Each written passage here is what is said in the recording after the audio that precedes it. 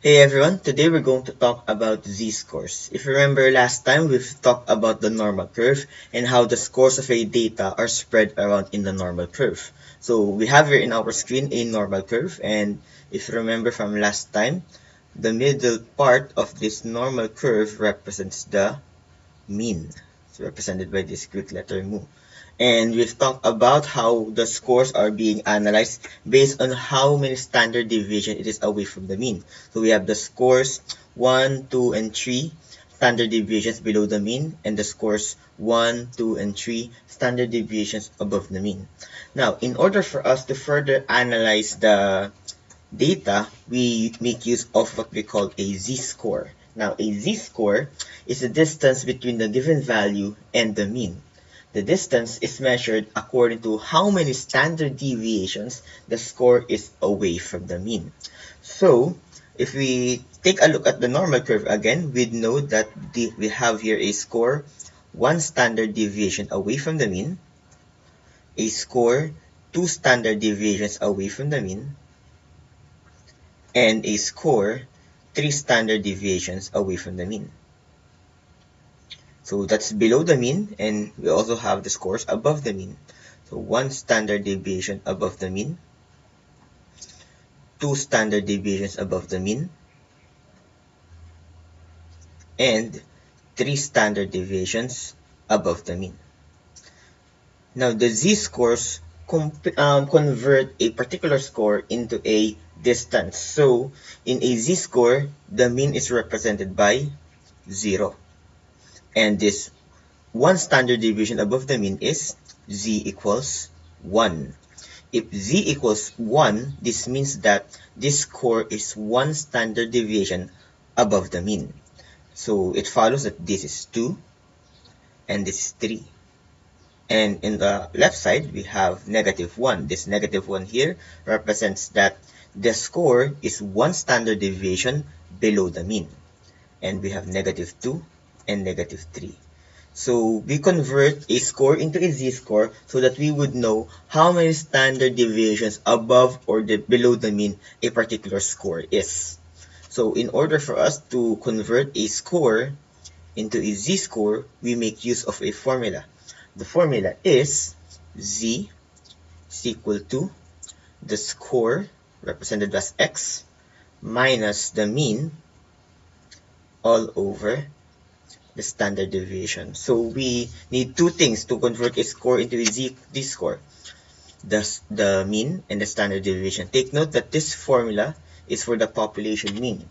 For the sample mean, we have the z is equal to x minus the mean all over the standard deviation s. But we'll get to this in our next video. So for now, what we're going to focus on is this particular formula, the x minus mean all over standard deviation. It's literally the same thing. It's just that it uses a different variable, which will be explained in another video. So yeah. So let's have an example here. Let's say that we have a set of scores. The mean is 25 and the standard deviation is 7. Let us convert the score 15 into a z-score. So we are going to make use of the formula z is equal to the score minus the mean all over the standard deviation. And take note, our score is 15 minus the mean, which is 25, divided by the standard deviation 7. So let's compute for this. That would be 15 minus 25.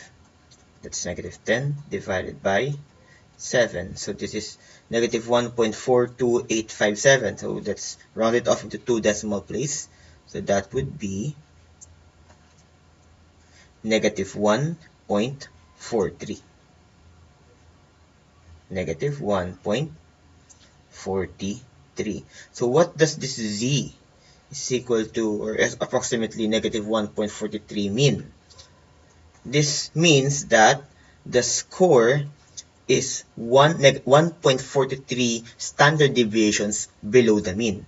So we can say that if this is our normal curve, that x is lying somewhere right here, negative 1.43. So that particular score is 1.43 standard deviations below the mean. So we are able to locate the position of a particular score in relation to the normal curve. And that's what these scores do.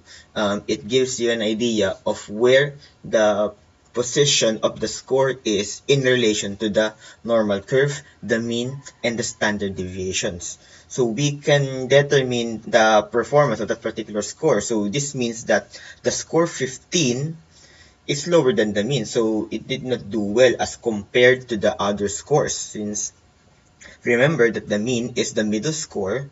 So it means that this particular score here, negative 1.43, performs lesser than what is expected on the average. So that's how we go around with the z-score. So remember that z-scores can be positive, it can also be negative, it can also be 0.